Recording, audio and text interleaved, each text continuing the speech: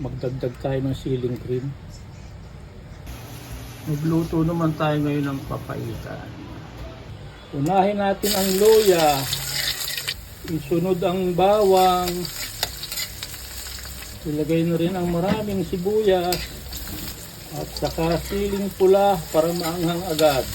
Natin imikos-mikos para sila ay magisa. At saka ngayon natin ilagay yung laman loob ng kambing. Imikos-mikos natin para sila ay magsama-sama at nang magisa natin ang paminta, maraming paminta para masarap. At saka dahon ng laurel. Mikos-mikos ulit natin bago natin lagyan ng tubig, ng sabaw. Yan. Takpan natin at balikan natin mamaya kapag kumukulo na. Balikan natin yan mamaya kapag kumukulo na. Lagyan natin ang takip. Luin muna natin.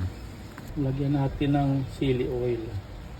Dagdag tayo ng calamansi juice. Asin.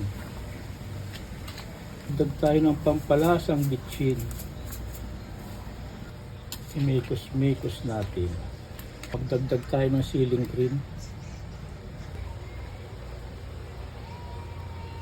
Ayan na ang kanyang finished product.